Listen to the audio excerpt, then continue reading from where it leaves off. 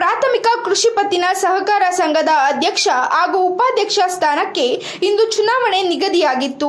11 ನಿರ್ದೇಶಕರ ಪೈಕಿ ಅಧ್ಯಕ್ಷ ಸ್ಥಾನಕ್ಕೆ ಕಾಂಗ್ರೆಸ್ ಬೆಂಬಲಿತ ಅಭ್ಯರ್ಥಿ ಆನಂದ್ ಹಾಗೂ ಉಪಾಧ್ಯಕ್ಷ ಸ್ಥಾನಕ್ಕೆ ಸ್ವಾಮಿ ಮಾತ್ರ ನಾಮಪತ್ರ ಸಲ್ಲಿಸಿದ್ದರು. ಚುನಾವಣಾಧಿಕಾರಿ ಸಂತೋಷ್ ಅವರು ನೂತನ ಅಧ್ಯಕ್ಷರಾಗಿ ಆನಂದ್ ಹಾಗೂ ಉಪಾಧ್ಯಕ್ಷರಾಗಿ ಸ್ವಾಮಿ ಅವರನ್ನು ಅವಿರೋಧವಾಗಿ ಆಯ್ಕೆಯಾಗಿದ್ದಾರೆ ಎಂದು ಘೋಷಿಸಿದರು. ಈ ವೇಳೆ ನೂತನ ಅಧ್ಯಕ್ಷ ಆನಂದ್ ಮಾತನಾಡಿ, ನಾನು ಅವಿರೋಧವಾಗಿ ಆಯ್ಕೆಯಾಗಲು ಕಾರಣಕರ್ತರಾದ ಎಲ್ಲ ನಿರ್ದೇಶಕರಿಗೆ ಅಭಿನಂದಿಸುತ್ತೇನೆ.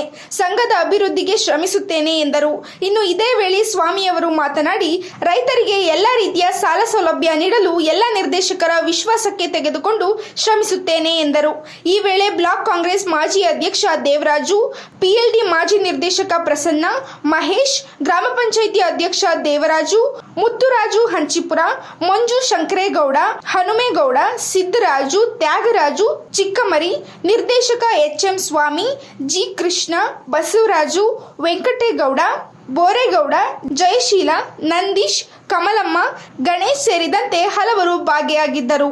ಪ್ರಾಥಮಿಕ ಕೃಷಿ ಸಹಕಾರ ಸಂಘಕ್ಕೆ ನೂತನವಾಗಿ ಆಯ್ಕೆ ಮಾಡಿರುವಂತಹ 5 ಗ್ರಾಮಗಳ ಸರ್ವ ಸದಸ್ಯರ ಸಹಕಾರದಿಂದ ಇವತ್ತು ಅಧ್ಯಕ್ಷರಾಗಿ ನಾನು ಆಯ್ಕೆಯಾಗಿದ್ದೇನೆ ಹಾಗೂ ಉಪಾಧ್ಯಕ್ಷರಾಗಿ ಸ್ವಾಮಿಯವರು ಆಯ್ಕೆಯಾಗಿದ್ದಾರೆ.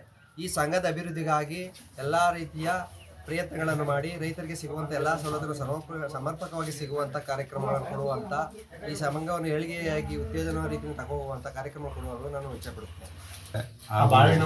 ಮತದಾರ ಬಂಧುಗಳು ಕೂಡ ನನ್ನ ಧನ್ಯವಾದವನ್ನು ತಿಳಿಸ್ತಾ, ಈ ಸಂಘದ ಅಭಿವೃದ್ಧಿಗಾಗಿ ನಾವು ಒಬ್ರಿಗೊಬ್ಬರು ಒಟ್ಟಾಗಿ ಸೇರ್ಕೊಂಡು ಡೈರೆಕ್ಟ್ರುಗಳು ರೈತರಿಗೆ ಸಿಗುವಂಥ ಸಾಲ ಇರ್ಬೋದು, ಬಿತ್ತನೆ ಬೀಜ ಇರ್ಬೋದು, ರಸಗೊಬ್ಬರಗಳಿರ್ಬೋದು, ಎಲ್ಲ ಥರದ ಇದು ವಿವಿಧೋದ್ದೇಶ ಯೋಜನೆಗಳು ಅಂತ ಇದ್ದಾರೆ. ಎಲ್ಲ ಥರದ ಸಾಲಗಳನ್ನು ಕೂಡ ನಾವು ಕೊಡುವಂಥ ಪ್ರಯತ್ನವನ್ನು ಮಾಡ್ತೀವಿ ಅಂತ ಹೇಳ್ತಾ ನಾನು